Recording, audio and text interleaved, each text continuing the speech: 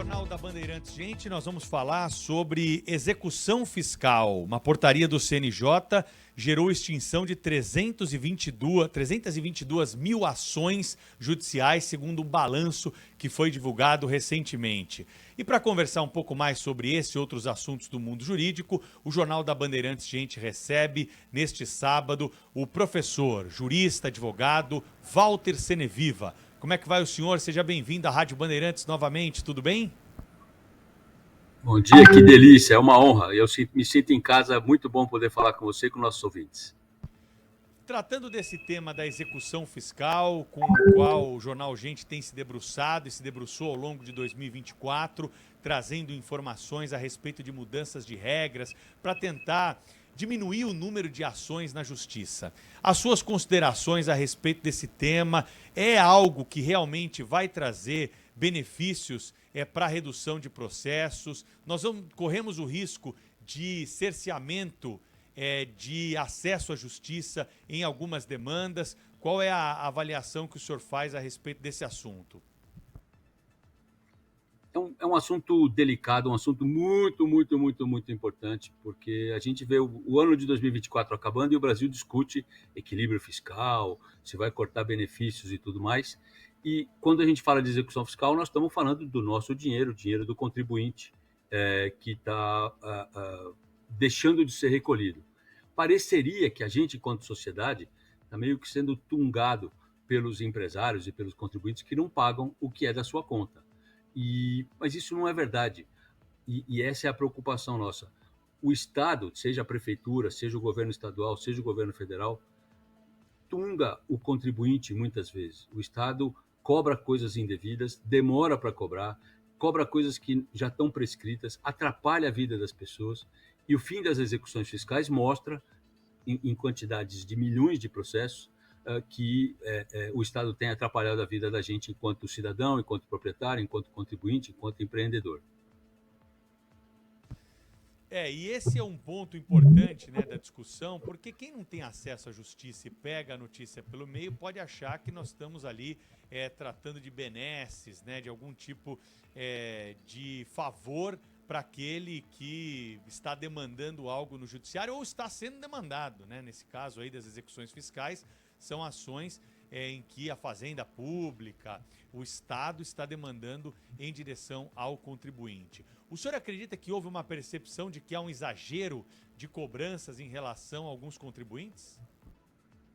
Claramente. O CNJ, Conselho Nacional de Justiça, identificou que o grande vilão do congestionamento dos processos que causa a lentidão da justiça são os governos, prefeituras, estados e governo federal, e por conta disso ele começou a trabalhar para eliminar essas cobranças que eram ou injustas, ou indevidas, ou simplesmente inócuas. São milhões. O Tribunal de Justiça de São Paulo, só para dar uma ideia, em agosto disse: nossa, descobrimos que eu tenho 1 milhão de execuções fiscais que não tem valor, que não tem importância nenhuma.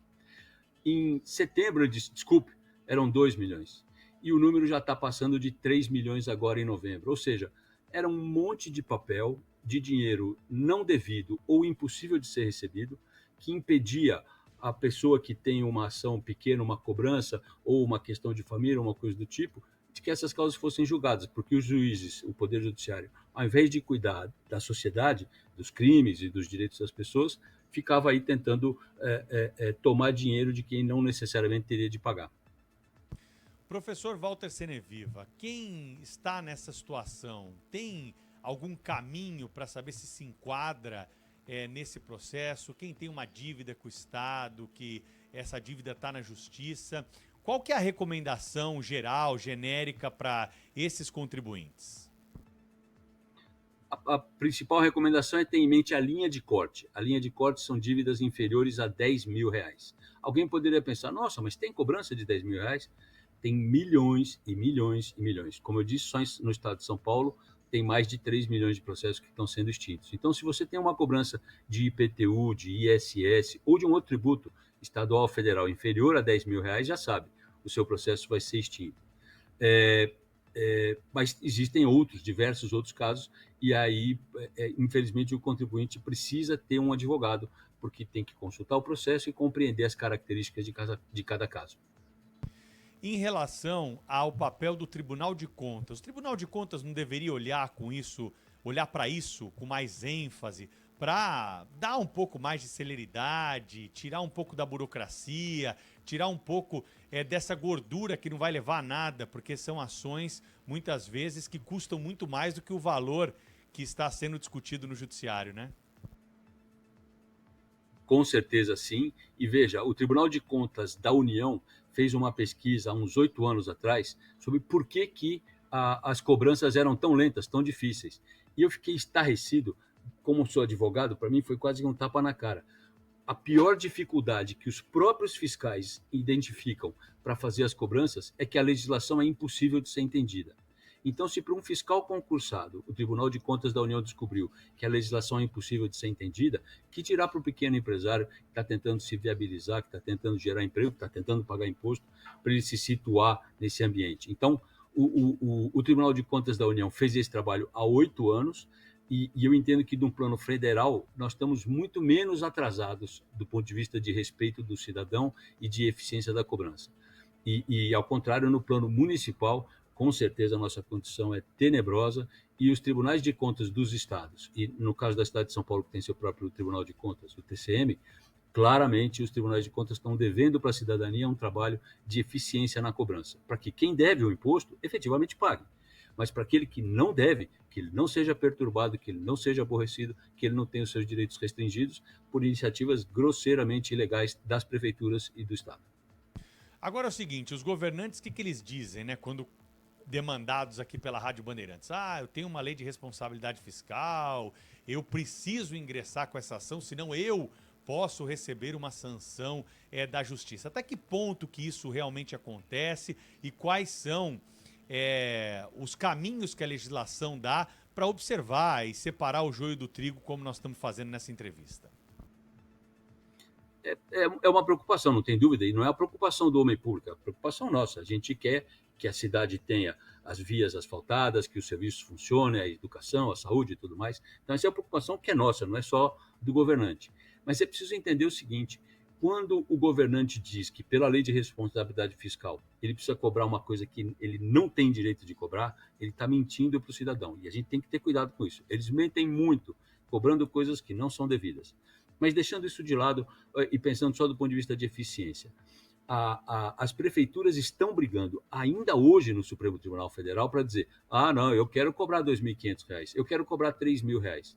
Só que custa a ação de cobrança R$ 10.000. Então, para a prefeitura tentar receber 2.500, ela quer impor ao Estado que custeia a execução fiscal municipal o custo absurdo. Então, de verdade, se um homem público disser que, pela lei de responsabilidade fiscal, ele tem que fazer essas cobranças, ele está ou mentindo ou mal informado. Ele deve não fazer essas cobranças. Professor Walter Seneviva, por que demoramos tanto tempo para perceber isso? Não era uma questão matemática, né? E uma questão que me parece muito razoável de ser explicada. Você tem uma dívida menor, qual o valor que custa para movimentar a máquina para cobrar essa dívida? É um valor maior? Então nós vamos gastar mais dinheiro para receber um valor menor? É algo ilógico, né? Fora da esfera de qualquer racionalidade. Por que se demorou tanto tempo para mexer nesse assunto? É difícil entender. É difícil entender. Eu faço essa pergunta também para o nosso ouvinte nesse instante. Ele deve pensar: nossa, mas que assunto chato, esse negócio de execução fiscal, se vai cobrar, não vai cobrar. Como a gente, como sociedade, acha esses assuntos de números e tudo mais uma coisa árida, a gente convive com esse desperdício. Pensa, meu querido Pedro e o nosso ouvinte, se o Estado de São Paulo extinguiu 3 milhões de execuções fiscais, quer dizer que ele gastou 3 bilhões para fazer esses processos. E agora ele descobriu que não precisava mais, joga tudo fora. Foi o nosso dinheiro.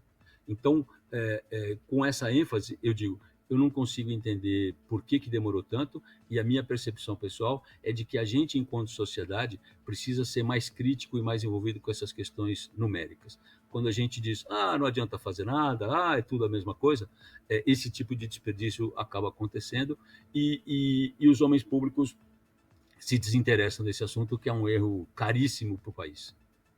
Agora eu fico imaginando quem está ouvindo a nossa entrevista e teve de pagar algum desses valores de ações que hoje são semelhantes e estão sendo jogadas na lata do lixo, estão sendo anuladas.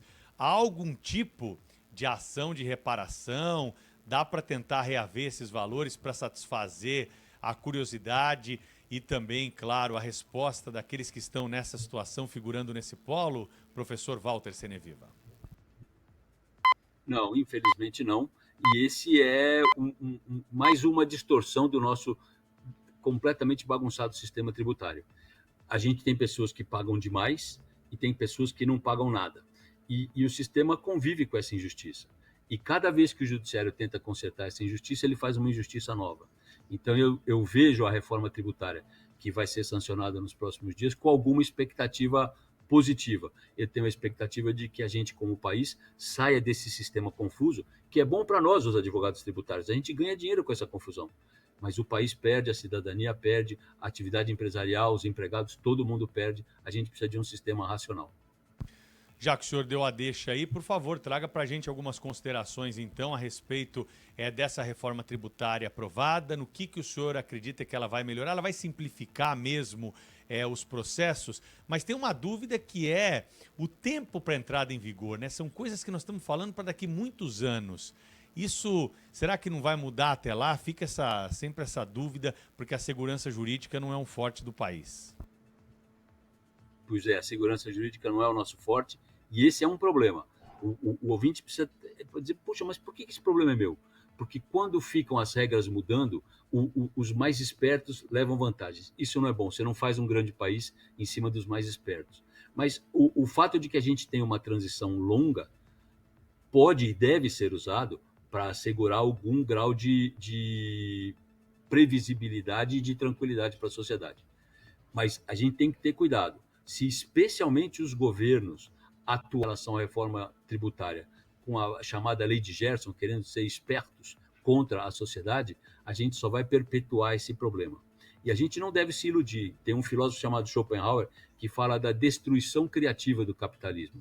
O empresário, ele está na guerra. Se ele perder, ele perde tudo, ele morre. O governo nunca morre. Então, o governo tem que ser sério e ele não pode inventar brechas e nem querer tirar vantagens em cima de interpretações duvidosas. Quem tem que dar a toada para que essa implantação da reforma tributária seja de fato uma coisa tranquila e que traga receitas para o governo e segurança para a sociedade são os agentes públicos. É claro que não é a tua praia, que é, né, a alíquota básica, isso tudo. Nós temos pessoal mais ligado à economia que acaba se debruçando, mas é um ponto que tem chamado a atenção aqui do nosso ouvinte, uma alíquota básica muito alta e as questões das exceções todas que foram debatidas. Mas a pergunta para o tributarista talvez seja a seguinte: alguém conhece hoje o sistema tributário brasileiro por completo? É possível, né, dizer que tem alguém que sabe todos os meandros, todos os impostos, as taxas, que não paga em duplicidade, que não deixa de recolher algum tributo, algum imposto, pela complexidade que isso vai mudar com a reforma tributária? Espera-se que sim.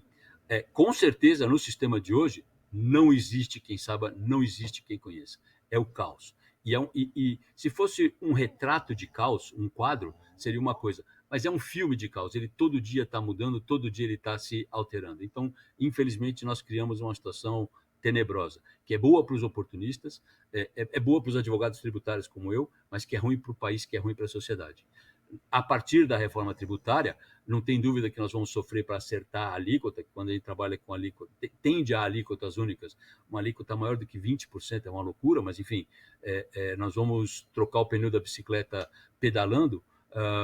A expectativa é de que pelo menos seja assim, como estava na sua pergunta, possível entender o sistema tributário. Hoje, ninguém entende. Professor Walter Seneviva está conosco nessa edição do Jornal Gente, falando sobre questões tributárias, falamos sobre execução fiscal.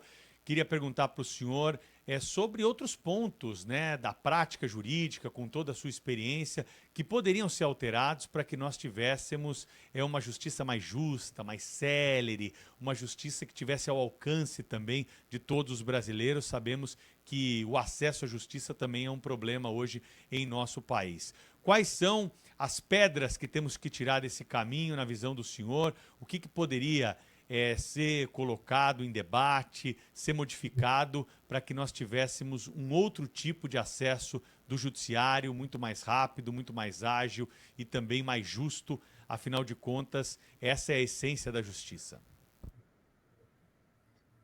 É muito importante que os governos sejam sérios. O capitalista, o empreendedor, ele é agressivo, ele é ousado, e ele tem que ser assim. É bom que seja assim. O Estado não. O Estado tem que ser sério, ele tem que andar na linha reta. Não pode inventar mumunhas e mutretas como botar a alíquota do imposto dentro da alíquota do imposto. São fórmulas matemáticas que servem para tirar mais dinheiro da gente a favor do Estado. Isso é ruim. Então, primeira coisa, o Estado tem que andar dentro da linha e respeitar que o empresário seja, às vezes, mais ousado, quem sabe, às vezes, até demais. Nós temos um grande avanço, que é o fato de que os processos hoje são eletrônicos, então existe uma transparência enorme, todo contribuinte pode olhar o seu processo na internet, isso é muito importante. E tem um desafio que eu entendo que é o desafio da cidadania. A gente, como país, precisa se envolver mais com as discussões econômicas, a gente precisa saber os números do nosso bairro, da nossa cidade e do nosso país. Então, por um lado, os homens públicos, por outro lado, a transparência que a gente já tem, e por fim, a gente, enquanto cidadão, precisa se envolver mais. Tem que parar de achar que esse assunto é chato e tentar aprender e se envolver e interferir nas grandes decisões da nossa cidade, do nosso estado e do nosso país. Nesse novo campo de reforma tributária que vamos adentrar agora, com novos conceitos, depois dessa aprovação, no ano de 2025, o senhor acredita numa mudança radical da forma como os tributaristas atuam no país?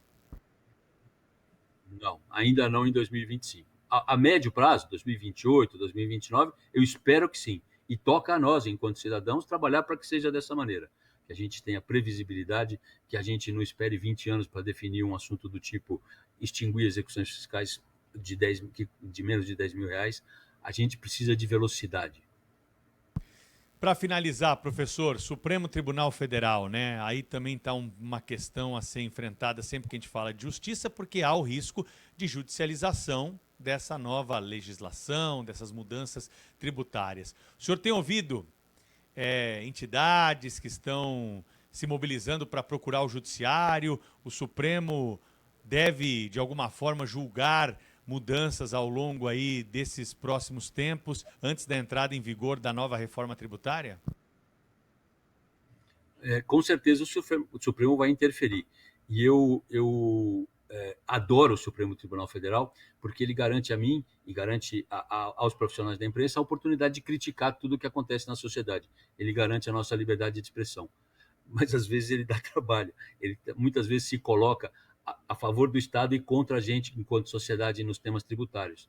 Mas tirando esse aspecto de que a gente pode talvez não gostar de uma decisão ou de outra, a verdade é que sim, o Supremo vai estar mobilizado e eu não tenho dúvida que ele vai, usando mecanismos como tem na Constituição, da ação declaratória de constitucionalidade e outras, rapidamente, ainda em 2025, talvez começo de 2026, para assegurar que o novo arcabouço constitucional e legal da estrutura tributária nova que o Brasil vai abraçar esteja claro e não sujeito a disputas judiciais. Conversamos aqui no Jornal Gente, neste sábado, com o professor Walter Seneviva, um dos grandes juristas do país, que trouxe para nós aqui o seu olhar sobre questões tributárias, as execuções fiscais, as dívidas, né, que são cobradas da administração pública, dos contribuintes, e essa novidade que tivemos ao longo do ano de 2024, e também falamos sobre a reforma tributária aprovada recentemente em Brasília. Professor Seneviva, muito obrigado por comparecer mais uma vez conosco aqui na Rádio Bandeirantes, é sempre uma honra, e já aproveito para desejar um Feliz Natal, um bom ano novo para o senhor, e o ano que vem estaremos juntos novamente para discutir essas questões aqui com os ouvintes da Rádio Bandeirantes.